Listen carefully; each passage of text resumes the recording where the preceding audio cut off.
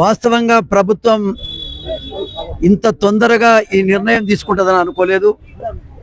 మన మంత్రి లక్ష్మణ్ కుమార్ యొక్క చొరవతోటి ముఖ్యమంత్రి కూడా ఆదేశించినట్టుగా మంత్రి గారు చెప్తా ఉన్నారు. కాబట్టి ముఖ్యమంత్రి గారు కూడా ఈ సందర్భంగా నేను ధన్యవాదాలు తెలియజేస్తా ఉన్నా. శిథిలమైపోయే పరిస్థితి ఉంది, అక్కరకు రాని పరిస్థితుల్లో ఉంది. ఇంత చక్కటి ప్లేసులో ఈ భవనం ఈ రకంగా ఉండటం చాలా బాధాకరమైనటువంటి విషయం.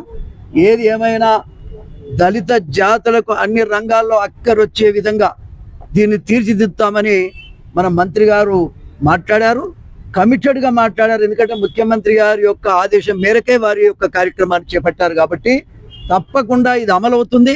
లక్ష్మణ్ కుమార్ యొక్క నాయకత్వంలో ఇది జరుగుతుందని మరొకసారి సందర్భంగానే తెలియజేస్తూ, ఈ రకమైనటువంటి నిర్ణయం తీసుకొని మరి కాచిగూడ హాస్టల్, మేమందరం పుట్టి పెరిగిన హాస్టల్, అది చదువు కోసం.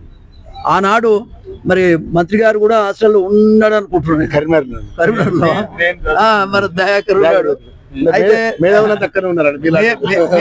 మేమంతా ఆ కాలంలో ఉద్యమాలు చేసి బి సత్యం అని ఉండే ఆ కాలంలో. అదే విధంగా మన జేబీ రాజు గారు, నాగయ్య గారు ఆ కాలంలో పెద్ద ర్యాలీ తీసినాం. ఇప్పటిలో చేతనైతే లేదు, టీవీలు చూసుకుంటే ఇట్లా మాట.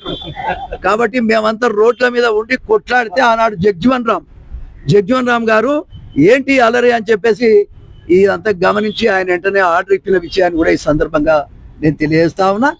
ఏది ఏమైనా ఆ హాస్టల్ను కూడా శిథిలావస్థలో ఉంది. దాన్ని బాగు చేయడం కోసం మంత్రి గారికి ఇలా కంకణం కట్టుకొని అక్కడ కూడా విజిట్ చేస్తూ ఉన్నారు.